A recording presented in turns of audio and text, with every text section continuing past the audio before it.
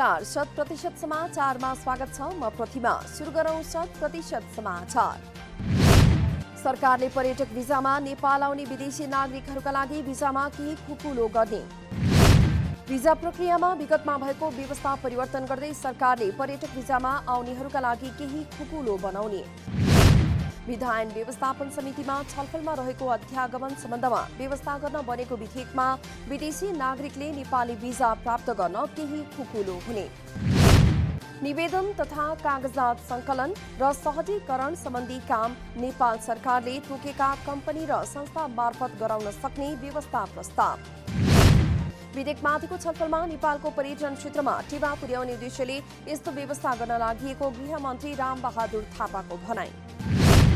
कानून परिवर्तन गर्नुपर्ने विभिन्न पक्षबाट आवाज उठ्न थालेपछि सरकारले केही कानून संशोधन र एकीकरण गर्न ल्याएको थियो विधेयक। नेपालमा विदेशीको आगमन, उपस्थिति र नेपालबाट विदेशीको प्रस्थानलाई नियमित र व्यवस्थित गर्ने उद्देश्यले विधेयक ल्याइएको सरकारद्वारा जानकारी। रूपन्देहीको तिनाउ र दानव कोरिडोर सडकमा अवरोध नगर्न अर्थमन्त्री विष्णु पौडेलको स्थानीयलाई सुझाव। नदी किनारमा विकास भइरहेका मानव बस्ती तथा ठूला शहरहरूलाई जोड्ने कोरिडोर निर्माणमा सबैले सहयोग गर्नुपर्ने अर्थमन्त्री पौडेलको भनाई। तिनाउ र दानव कोरिडोर निर्माणको पहिलो चरणमा 50 किलोमिटर सडकको डीपीआर तयार। यो मध्ये अहिले तिनाउतर्फ 8.5 र दानव नदीतर्फ 3 किलोमिटर सडक निर्माण सुरु हुँदै। तिनाउ कोरिडोरमा 52 करोड 46 लाख रुपैयाँ लागत लाग्ने। कोरिडोरको किराँतेश्वर मैना चुली अभिसा जेबीले 36 महिनामा निर्माण सम्पन्न गर्ने सम्झौता। दानव कोरिडोरमा 19 करोड 42 लाख रुपैयाँमा 27 महिनामा सक्ने गरी लामाबानिया जेबीसँग ठिक्का सम्झौता। तिनाउ र दानव नदीका दुवै किनारामा बन्ने यो सडकले बुटवलदेखि मर्चबारसम्मलाई जोड्ने भएकाले सिङ्गो रूपन्देहीको पर्यटन विकासमा पनि टेवा पुग्ने अपेक्षा। प्रहरीको गोली लागेर गम्भीर घाइते भएका प्रदर्शनकारीको उपचारका क्रममा मृत्यु भएपछि जिल्ला प्रशासन कार्यालय महोत्तरीले लगायो बर्दिवासमा निषेधाज्ञा। प्रहरीले चलाएको गोली लागेर घाइते भएका बर्दिवास नगरपालिका वडा नम्बर 1 का 42 वर्षीय सञ्जय भनिने बुद्धिराम न्यौपानेको गैराती भएको थियो मृत्यु। मंगलबार तिघ्रामा गोली लागेका न्यौपानेलाई हेलिकप्टरबाट ग्रान्डी अस्पताल ल्याई उपचार गराउने क्रममा गैराती मृत्यु। न्यौपानेको मृत्युपछि बुधबार बिहानदेखि नै बर्दिवासमा गरिएको थियो प्रदर्शन। थप प्रदर्शन हुन नदिन भन्दै प्रशासनले बुधबार बिहान 9 बजेदेखि बिहिबार बिहानसम्म जारी गर्यो निषेधाज्ञा। बोरामा भेटिएको थियो बर्दिवास नगरपालिका वडा नम्बर 14 की 6 वर्षीय बालिका गुलाबसा खातुनको शव। बलात्कारपछि बालिका हत्या गरिएको भन्दै स्थानीयले गरिरहेका छन् आन्दोलन। भीड नियन्त्रणमा लिन भन्दै मंगलबार प्रहरीले गोली चलाउँदा 3 जना भएका थिए घाइते। चालु आर्थिक वर्षको 3 महिनाको तथ्याङ्कलाई आधार मान्ने हो भने दैनिक औसतमा 8 बलात्कार जन्य घटना हुने गरेको तथ्याङ्क सार्वजनिक। चालु आर्थिक वर्षको 3 महिनामै 722 बलात्कार जन्य घटना भएको प्रहरीको तथ्याङ्क। आर्थिक वर्ष 2075-76 मा 2233 बलात्कारका घटना भएको प्रहरीको तथ्याङ्क। आर्थिक वर्ष 2076-77 मा 2144 बलात्कारका घटना भएको प्रहरीको तथ्याङ्क। पछिल्लो समय भएका अधिकांश बलात्कारका घटनामा स्थानीय परिवारभित्रका व्यक्ति, आफन्त र चिने जानेका बाटै बढी हुने गरेको प्रहरीको भनाई। प्रहरीकोमा आएका घटनामध्ये अधिकांश बालिका, किशोरी र असहाय महिला धेरै बलात्कारको शिकार हुने गरेको प्रहरीको भनाई। नेपालमा थप 1948 जनामा कोरोना भाइरसको संक्रमण पुष्टि। त्यससँगै नेपालमा कोरोना भाइरस संक्रमित हुनेको संख्या 2,26,026 नाघ्यो। काठमाडौँ उपत्यकामा थप 835 जनामा कोरोना संक्रमण पुष्टि। अहिले देशभर सक्रिय संक्रमित संख्या 16,639 रहेको स्वास्थ्य तथा जनसंख्या मन्त्रालयद्वारा जानकारी। बुधबार 3,140 जना कोरोना मुक्त भएसँगै कोरोना संक्रमण मुक्त हुनेको संख्या 2,07,998 नाघ्यो। पछिल्लो 24 घण्टामा थप 28 जनाको कोरोना संक्रमणबाट मृत्यु। यो सँगै नेपालमा कोरोना संक्रमणका कारण ज्यान गुमाउनेको संख्या 1,389 नाघ्यो। कोरोना भाइरस संक्रमण पहिचानका लागि हालसम्म 16,90,509 वटा नमुना पीसीआर विधिबाट परीक्षण गरिएको स्वास्थ्य मन्त्रालयद्वारा जानकारी। काठमाडौँ महानगरपालिकाले टोल टोलमा गएर पीसीआर परीक्षणका लागि स्वाब सङ्कलन गर्न थालेपछि स्थानीय खुसी। सरकारी निर्णय अनुसार महानगरपालिकाले वडा कार्यालय मार्फत जनशक्ति परिचालन गरी पीसीआर परीक्षणका लागि स्वाब सङ्कलन गर्दै अधिकांश जनता सशुल्क परीक्षण गर्न सक्ने अवस्थामा नभएकाले अभियानलाई बृहत बनाउनु पर्ने स्थानीयको सुझाव। कोरोनाको निशुल्क परीक्षण नगर्ने सरकारी निर्णय सर्वोच्च अदालतको आदेशपछि बदर भएपछि अहिले सरकार र स्थानीय तहले मापदण्ड बनाएर कोरोना परीक्षण गर्दै। मोरङ स्थित विराटनगरमा कोरोना संक्रमणका कारण मंगलबार रातिदेखि बुधबार बिहानसम्म 4 जनाको मृत्यु। नोबेल मेडिकल कलेज विराटनगरमा 3 र कोशी अस्पताल कोभिड-19 उपचार केन्द्रमा 1 जनाको मृत्यु।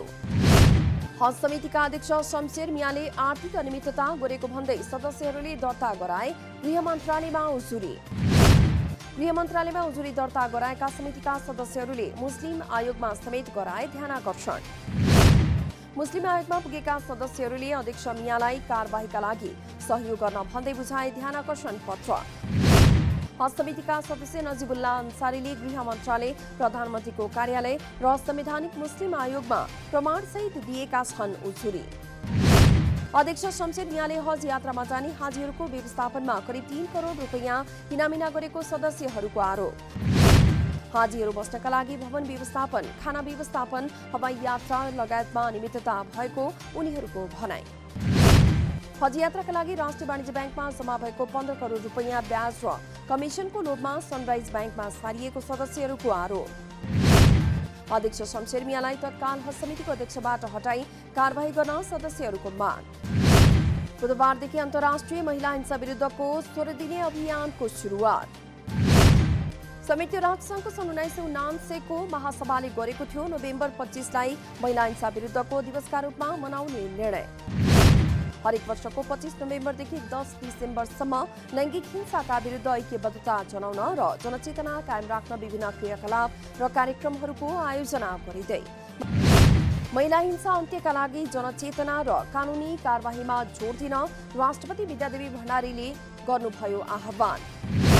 जनचेतना फैलाउन तथा अपराधीलाई दण्डित गर्दै पीडितलाई यथोचित क्षतिपूर्ति सहित कानूनी उपचारको व्यवस्था आवश्यक रहेको राष्ट्रपतिको भनाइ। संसारभरका प्रत्येक 3 मध्ये 1 महिलाले आफ्नो जीवनकालमा कुनै न कुनै प्रकारको हिंसा भोग्ने गरेको तथ्याङ्क। सुदूरपश्चिम प्रदेश सरकारद्वारा चालू आर्थिक वर्षको पहिलो चौमासिकको खर्च तथा राजस्व सङ्कलन विवरण सार्वजनिक। आर्थिक मामिला तथा योजना मन्त्रालयले बुधबार धनगढीमा पत्रकार सम्मेलन गरी सार्वजनिक गर्यो खर्च तथा आमदानी। सुदूरपश्चिम प्रदेश सरकारले गर्यो पहिलो चौमासिकमा कुल बजेटको 6.29% अर्थात् 2 अर्ब 9 करोड 86 लाख 36 हजार रुपैयाँ खर्च। यस वर्ष गत वर्षभन्दा 1.76% खर्च वृद्धि भएको आर्थिक मामिला तथा योजना मन्त्री झपट बोहराद्वारा जानकारी। चालू आर्थिक वर्षमा सुदूरपश्चिम प्रदेश सरकारले गरेको थियो 33 अर्ब 38 करोड 13 लाख 58 हजार बराबरको बजेट विनियोजन। यस वर्ष 90% भन्दा बढी बजेट खर्च हुने मन्त्री बोहराको दावी। यस वर्ष गत वर्षको पहिलो चौमासिकको तुलनामा 64.45%ले बढी राजस्व सङ्कलन भएको मन्त्री बोहराद्वारा जानकारी। सुनसरीको बराह क्षेत्र नगरपालिकाका स्थानीयको उत्पादनलाई स्टोर गर्न निर्माण गरियो चिस्यान केन्द्र। प्रदेश सरकारको भूमि व्यवस्था कृषि तथा सहकारी मन्त्रालयद्वारा विनियोजित 75% रकम र बराह क्षेत्र नगरपालिकाको 25% अनुदानमा कोल्ड स्टोर निर्माण। स्थानीय सरकारको पहलमा कोल्ड स्टोरको निर्माण अन्तिम चरणमा पुगेपछि कृषकहरू हर्षित। सुनसरीको बराह क्षेत्र नगरपालिकाद्वारा तराई क्षेत्रमा पनि बडाहरूलाई पशुपक्षी जोनको रूपमा विकास, पहाडी क्षेत्रमा कृषि उत्पादनलाई प्राथमिकता। नगरपालिकामा उत्पादन भएका कृषिजन्य वस्तुहरू चिस्यानका लागि विराटनगर, धरान लगायतका नगरहरूमा पुर्याउनु पर्ने थियो बाध्यता। अब भने चिस्यानका लागि सुनसरीको बराह क्षेत्र कोल्ड स्टोर बनेपछि हट्यो उत्पादन अन्यत्र लैजानु पर्ने बाध्यता। कुल 67 लाख रुपैयाँको लागतमा निर्माण भइरहेको कोल्ड स्टोरका लागि मन्त्रालयद्वारा 50 लाख रुपैयाँ विनियोजन। बराह क्षेत्र 6 स्थित निर्माणाधीन कोल्ड स्टोर भवनमा कुल 70 मेट्रिक टन क्षमताको 3वटा च्याम्बर राखिने। कोभिड-19 को प्रभावमा परेका क्षेत्रलाई पुनरुत्थानका लागि कर्जा प्रवाह गर्न बैंक तथा वित्तीय संस्थालाई नेपाल राष्ट्र बैंकको निर्देशन। क, ख र ग वर्गका बैंक तथा वित्तीय संस्थाहरूलाई मन्त्री परिषदको गत कार्तिक 27 गतेको निर्णयबाट स्वीकृत भएको कार्यविधि अनुसार कर्जा प्रवाह गर्न राष्ट्र बैंकको निर्देशन। व्यावसायिक निरन्तरता कर्जा प्रवाह कार्यविधि 2077 मा उल्लेख भएका व्यवस्था अनुसार कर्जा प्रवाह गर्न मन्त्री परिषदले गरेको थियो निर्णय। कोरोना भाइरसका कारण ठप्प रहेको ठमेलमा बिस्तारै चहल पहल बढ्दै। बाह्य पर्यटक छिटपुट मात्रै देखिए पनि स्वदेशी उपभोक्ताको कारण चहल पहल बढ्दै। कोरोना भाइरस संक्रमण रोकथाम तथा नियन्त्रणका लागि गत वर्षको चैत्र महिनादेखि लकडाउन भएपछि पर्यटकीय बजार ठमेल पनि प्रभावित। सरकारले लकडाउन खुकुलो बनाउँदै गएपछि पनि लामो समय विमानस्थल सञ्चालन नहुँदा पर्यटकहरू नेपाल आउन सकेनन्। पर्यटकका लागि तयार पारिएको स्वास्थ्य मापदण्डका कारण पर्यटक आउन नसकेको पर्यटन व्यवसायीहरूको दावी। विदेशी पर्यटक नै नभएपछि व्यवसायहरू समस्यामा परेको व्यापारीहरूको भनाई। चन्द्रगिरी हिल्स लिमिटेडले मङ्सिर 17 गतेबाट आयोजना प्रभावित सर्वसाधारणलाई शेयर जारी गर्ने। कम्पनीको शेयरमा मङ्सिर 17 गतेदेखि पौष 1 गतेसम्म आवेदन दिन पाउने बिक्री प्रबन्धकको काम ग्लोबल आइएमई क्यापिटलले गर्ने।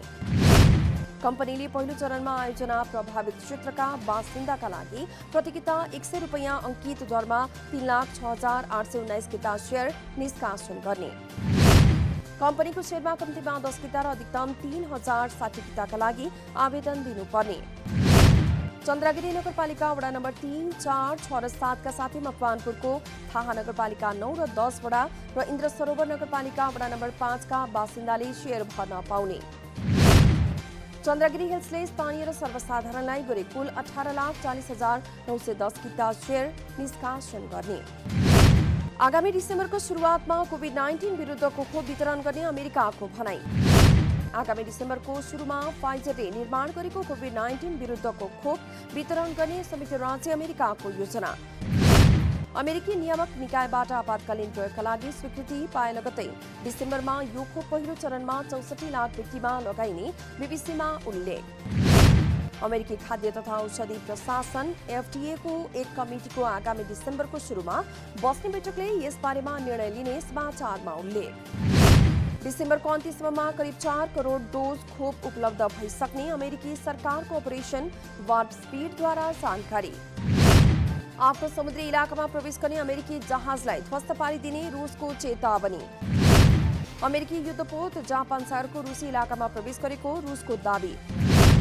USS जोन एस मैकेनोसको समुद्री सीमाको पीटर द ग्रेट गल्फको क्षेत्रमा 2 किलोमिटर भित्रसम्म प्रवेश गरेको रुसको दावी। जापान र चीनका विदेश मन्त्रीहरूबीच महामारीका रूपमा फैलिएको कोरोना भाइरस विरुद्धको अभियानमा सहकार्य गर्ने सहमति। भाइरसका कारण प्रभावित दुवै देशको अर्थतन्त्र उकास्न साझेदारी गर्ने बारेमा दुई देशबीच सहमति।